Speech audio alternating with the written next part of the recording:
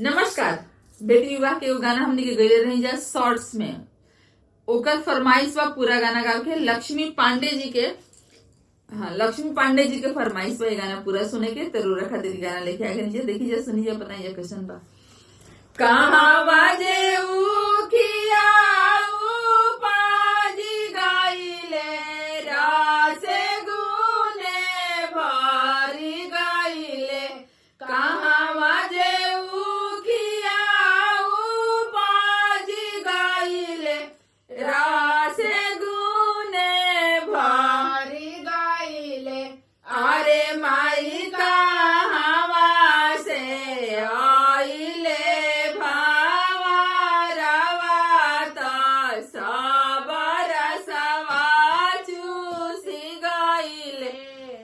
अरे माई कहाँ से आइले भावा रवा सबर सवा चूसी गाइले। जनकपुर में उखिया पाजी गाइले रासे गुने भारी गाइले। अरे मारिया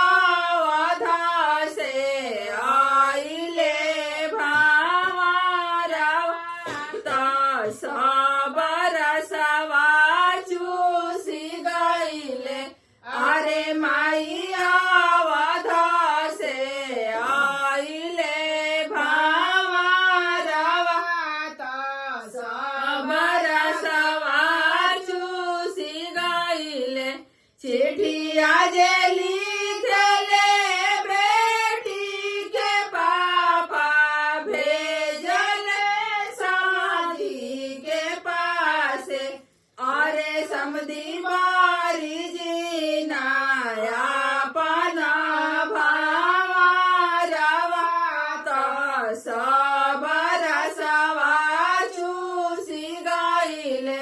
अरे समधी बारी जी नाया पना भावा रवा तो सबर सवा चूसी गाइले।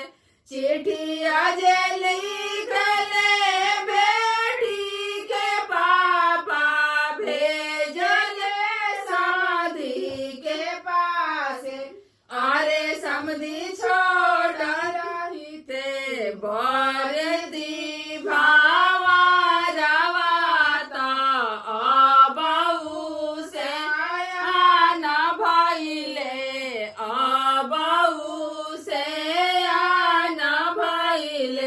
कहाँ जे उखिया पाजी गाइले रासे गुने भर गाइले।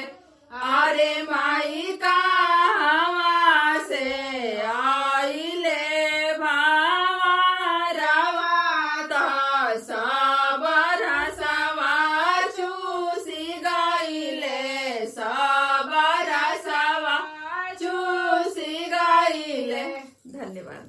कैसा लगा गीत कमेंट करके जरूर बताई जा। आप चैनल पर नया बनी जा, पहली बार हमने के देखा तो नहीं जा, तो हमने के चैनल को सब्सक्राइब कर लीजा, वीडियो को लाइक और शेयर जरूर करी जा। धन्यवाद।